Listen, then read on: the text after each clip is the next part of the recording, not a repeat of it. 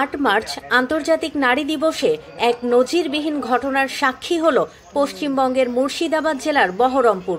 পেশায় ব্যাটারি চালিত রিক্সা বা টোটো চালক রাধারানী দাস, যিনি প্রতিদিন বহরমপুর আদালত চত্বরে যাত্রী পরিবহন করেন, সেই তিনি এদিন লোক আদালতের বিচারকের আসনে বসলেন।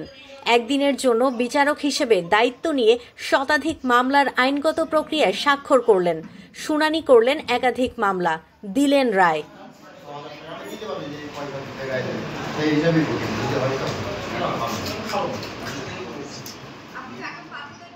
রাধারানীর জীবন সংগ্রাম সহজ ছিল না।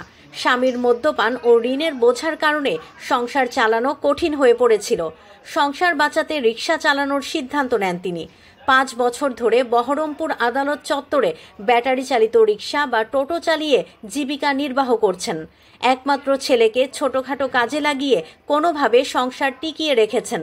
কিন্তু জীবনের কঠিন বাস্তবতাকে জয় করে তিনি পৌঁছে গেলেন এমন এক স্থানে যা কল্পনাও করেননি তিনি। একদিনের জন্য বসলেন বিচারকের আসনে।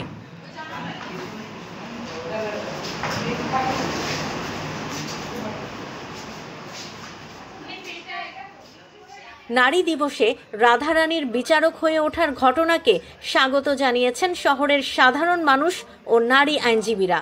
তাদের মতে এটি নারী শক্তির এক অনন্য স্বীকৃতি। ভালো লাগছে, এখনো সেরকম কিছু পরিবর্তন করতে পারিনি। আমি যখন দেখবো কি করা যায়, কোনো ভাবতে পারিনি। একটু প্রথম তো জীবনে একটু আতঙ্ক লাগছে, চেষ্টা করব যেটা বল। না, কখনো ভাবিনি, এই জীবনে আমার প্রথম। টোটো চালাই, বাড়ি বাড়ি অবস্থা খারাপের জন্য এখন টোটো চালাতে লেগে মোটামুটি ভালো আছে। 5 বছর।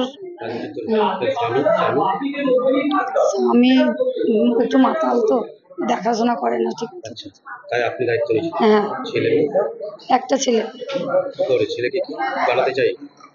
ছেলে কাপড়ের দোকানে কাজ করে, পড়াশোনা বেশি করেনি, দোকানে কাজে লাগিয়ে দিয়েছি।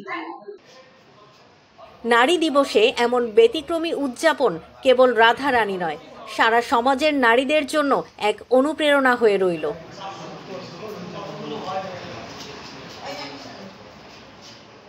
কলকাতা থেকে সুচরিতা কংসবণিকের তথ্য ও ভিডিও নিয়ে রিপোর্ট risingBD.com।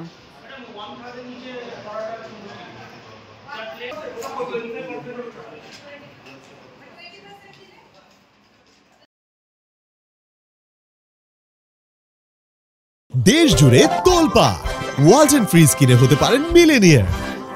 এছাড়াও রয়েছে লক্ষ লক্ষ টাকার ক্যাশ ভাউচার সহ কোটি টাকার নিশ্চিত উপহার।